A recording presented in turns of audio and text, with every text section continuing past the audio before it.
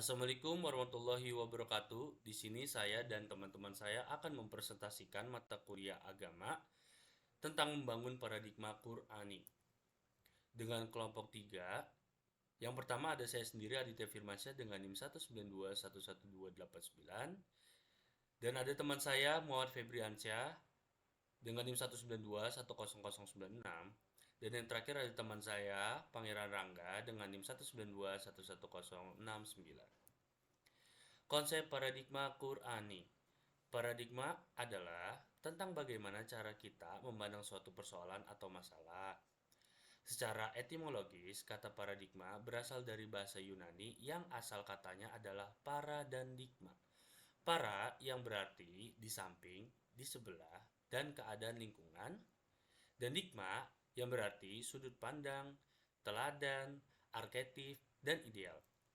Secara terminologis, paradigma adalah cara berpikir berdasarkan pandangan yang menyeluruh dan konseptual terhadap suatu realitas dengan metode keilmuan yang bisa atau dapat dipercaya.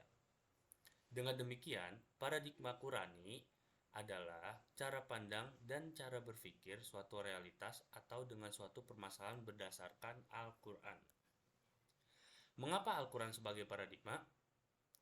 Manusia di dunia menyatakan bahwa Al-Quran menyediakan kemungkinan yang sangat besar untuk dijadikan cara berpikir.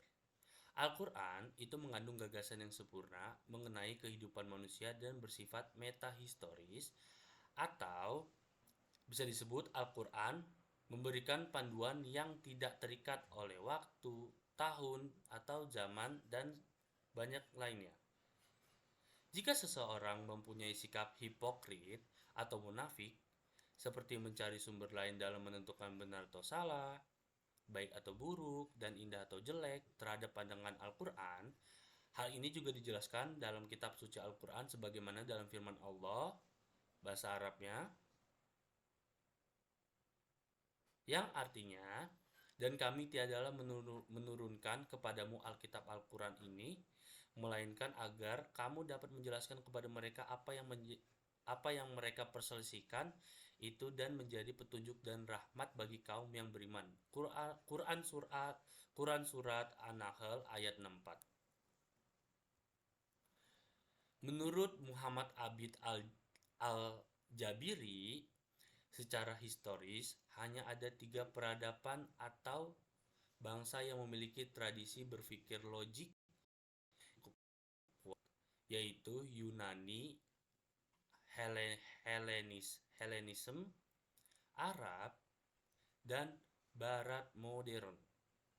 Sementara bangsa yang lainnya seperti Persia, India, Tiongkok, dan sebagainya dianggap atau dikenal sebagai peradaban yang mengembangkan tradisi mistik dalam kurung Al-Jabiri 1991. Kalau kita mau mengakui secara jujur, sesungguhnya sistem global yang mendominasi masyarakat dunia di abad modern saat ini adalah sistem yang lahir dan mengkristal dari paradigma filsafat barat modern.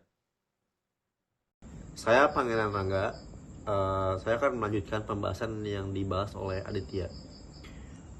Menurut Nurholis Masjid 1995, dengan tibanya zaman ini, umat manusia tidak lagi dihadapkan pada persoalan lokal, kultural secara terpisah dan berkembang secara otonom dari yang lain, tetapi terdorong untuk membaur ke dalam masyarakat jagat atau global yang di dalamnya terdapat sistem-sistem kehidupan seperti ideologi, politik, ekonomi, sosial budaya, dan ilmu pengetahuan yang seringkali mengkait dan mempengaruhi satu sama lain, dan semuanya terpola menuju terbentuknya masyarakat jagat atau global society. Sebagai agama Islam masih hidup dan bertahan, tetapi peradaban dengan seluruh sistemnya telah surut dan tersingkir dari berbagai arah selama beberapa abad. Struktur sosial dunia Islam, termasuk institusi politik, ekonomi, dan budaya menghadapi tekanan sangat kuat karena dirusak atau ditransformasikan oleh dominasi peradaban barat modern.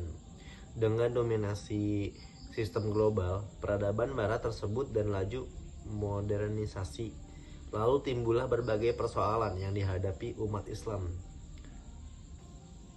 Mengapa paradigma Qur'ani sangat penting bagi kehidupan modern? Al-Quran bagi umat Islam adalah sumber primer dalam segala aspek kehidupan. Al-Quran adalah sumber ajaran teknologi, teologi, hukum, mistisme, pemikiran, pembaharuan, pendidikan, akhlak, dan aspek-aspek lainnya.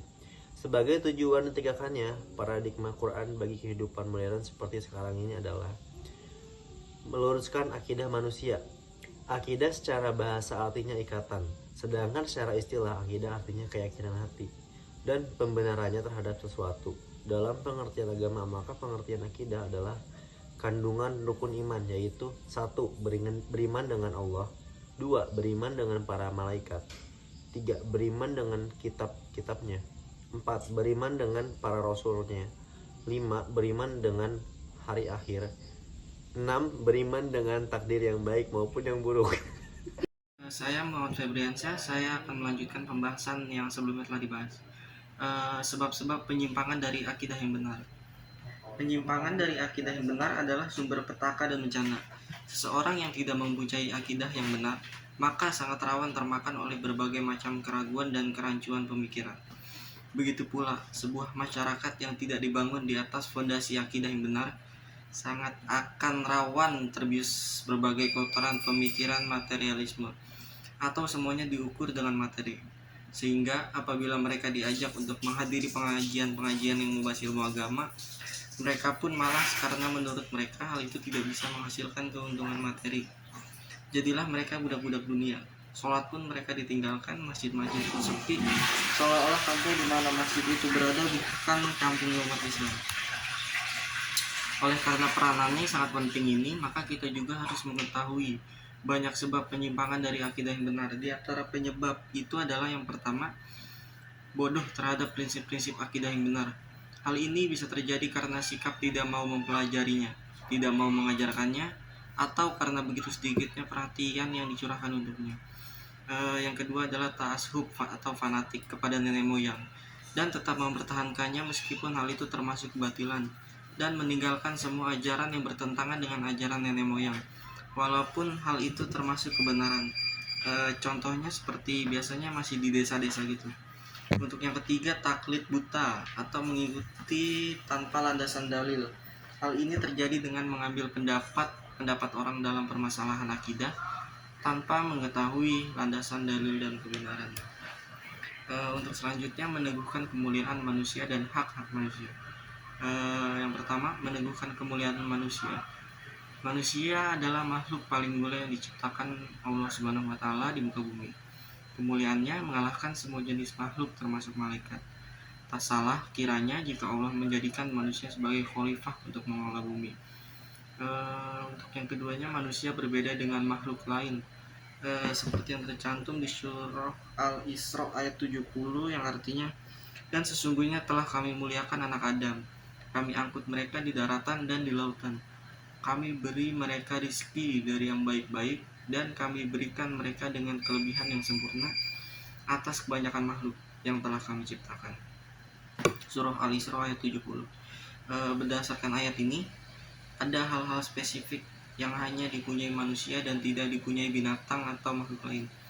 Bahwa ciri-ciri spesifik manusia itu antara lain, yang pertama husn al-surah atau keelokan rupa. Yang kedua al-mazaj al-adal atau keistimewaan, keseimbangan. Yang ketiga itidol al-qomah atau keseimbangan postur. Yang keempat al-akal atau akal. Selanjutnya sikap manusia dalam mempertahankan kemuliaannya. Sejatinya manusia sejak kali pertama dilahirkan telah dimuliakan dan dilebihkan oleh Allah dari makhluk-makhluk yang lain. Namun dalam proses kehidupan selanjutnya, tidak semua manusia dapat mempertahankan kemuliaan itu. Oleh karena itu, Al-Quran menegaskan bahwa orang-orang yang merasa mulia itu merasa mulia karena hartanya berlimpah, atau karena ilmu tinggi, atau karena kekuasaan yang hebat. Sesungguhnya itu tidaklah mulia. Mereka tidak mulia karena merendahkan nilai kesalihan seperti Yang pertama tuh mengabaikan anak yatim, dua mentelantarkan fakir miskin, yang ketiga cinta harta secara berlebihan. Itu masuk ke dalam surah Al-Fajr. Selanjutnya menetapkan hak-hak manusia. Hukum Islam telah mengatur dan melindungi hak asasi manusia, antara lain sebagai berikut. Yang pertama itu hak hidup dan memperoleh perlindungan. Hak hidup adalah hak asasi yang paling utama bagi manusia yang merupakan karunia dari Allah bagi setiap manusia.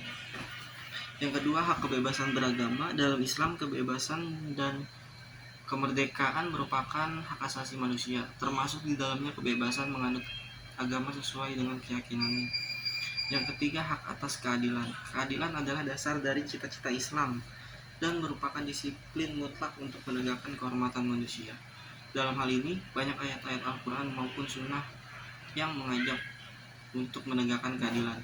Di antaranya terlihat dalam surah An-Nahl ayat 90 yang artinya, sesungguhnya Allah menyuruh kamu berlaku adil dan berbuat kebajikan, memberi kepada kaum kerabat, dan Allah melarang perbuatan keji, kemungkaran, dan permusuhan. Selanjutnya hak kesamaan. Islam tidak hanya mengakui prinsip kesamaan derajat mutlak di antara manusia tanpa memandang warna kulit, ras, atau kebangsaan, melainkan menjadikannya realistis yang penting. Selanjutnya hak mendapatkan pendidikan. Setiap orang memiliki hak untuk mendapatkan pendidikan dan pengajaran. Setiap orang berhak mendapatkan pendidikan sesuai dengan kesanggupan alaminya. Selanjutnya hak kebebasan berpendapat. Setiap orang mempunyai hak untuk berpendapat atau menyatakan pendapatannya dalam batas-batas yang ditentukan hukum dan norma-norma lainnya. Selanjutnya hak kepemilikan. Islam menjamin hak kepemilikan yang sah dan mengharamkan penggunaan cara apapun untuk mendapatkan hak orang lain yang bukan haknya. Yang selanjutnya itu hak mendapatkan pekerjaan dan memperoleh imbalan. Bekerja dalam Islam adalah hak adalah kewajiban. Seperti sabda Nabi Shallallahu Alaihi Wasallam, lebih baik seseorang makanan yang dihasilkan dari tangannya sendiri. Hadis riwayat Bukhari. Segitu aja untuk penjelasan dari kelompok kami. Kurang lebihnya mohon maaf. Assalamualaikum warahmatullahi wabarakatuh.